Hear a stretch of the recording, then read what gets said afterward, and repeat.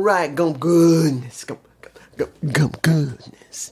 Maybe that might be the intro for it. Now I'll distort the voice with a little bit of some type of... I don't know yet.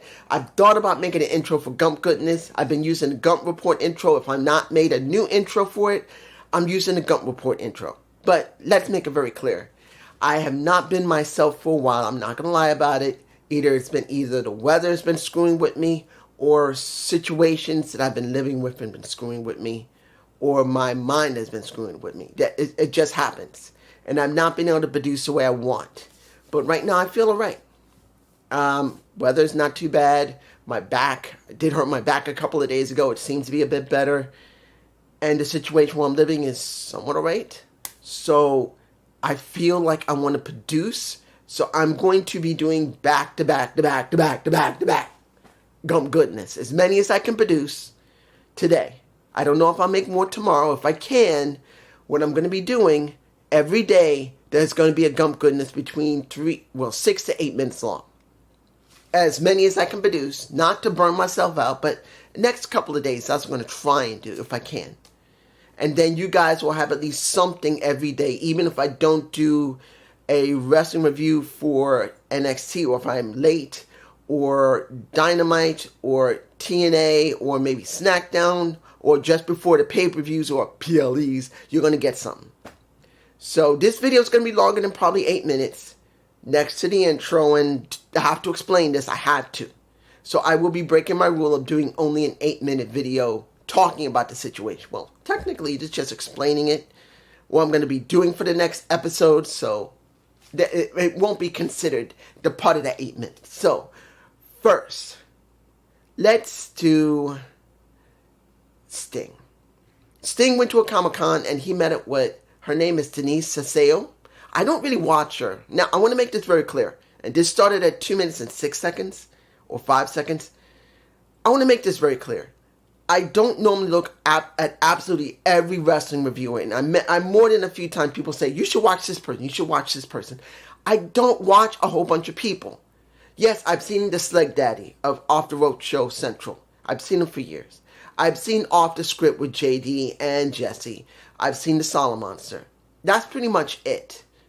Once in a while I'll see Grimm, but I don't really watch him much. And to be honest, even though I have seen them, like Sleg Daddy, JD, Jesse, and the Solid Monster, I don't watch them constantly. You got to understand, when I was doing a lot of videos, I don't always watch absolutely everybody, because it's so easy to get your own ideals a little skewed, because if you're hearing somebody else, you say, well, maybe that might not be right, or maybe that's not right.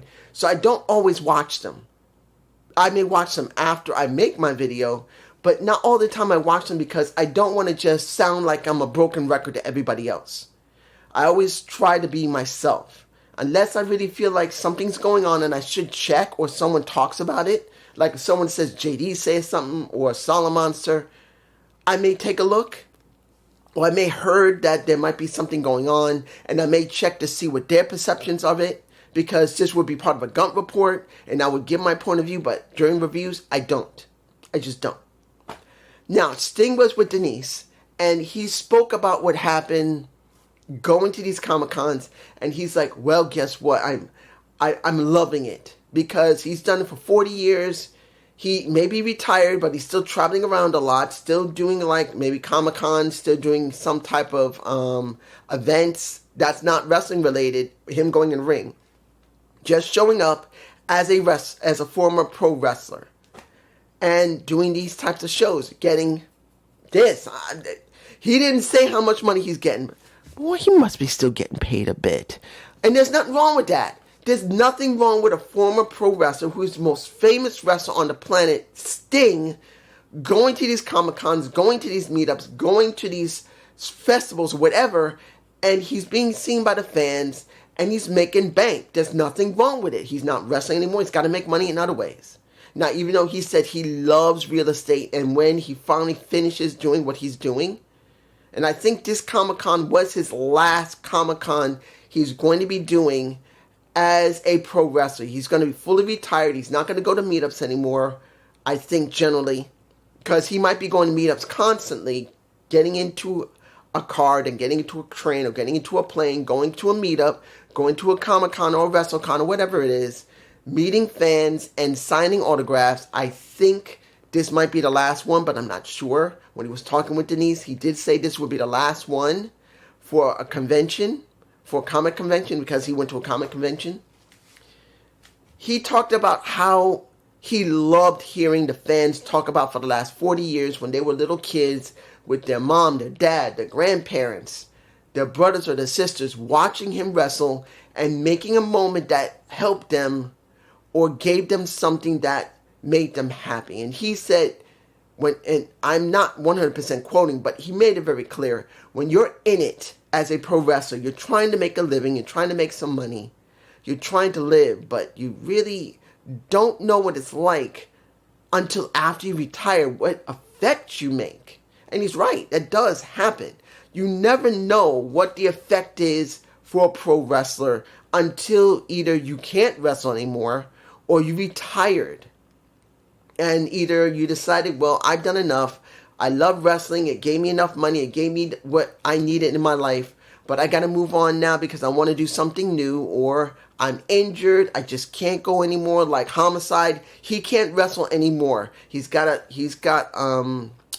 a cyst, I believe, or abscess on the brain, which makes it impossible for him to wrestle anymore because he can't coordinate anymore and he can't think properly the way he wants. And unless they can figure a way to be able to remove it, he just can't do it. So in his case, he just can't do it anymore. So seeing that Sting has this moment, and he's great, Denise, I believe, Denise did ask, do you know about Darby Allin going to, and I got a video on Darby Allin coming up because of what he did. I may do that next. And you're not going to believe what he did. It was so dumb. But he did talk about Darby Allin going to Mount Everest, that he was actually contacting them daily, actually, as he was climbing the mountain with his mask, talking to him. And then he said when he made it to the summit, to the summit. Words are hard. He made it to the summit. He took off his mask. He showed a 360 to him. And he said something. Now, Sting said that he's not going to say what he said. He's considering releasing it so other people can see it, but he hasn't released it yet.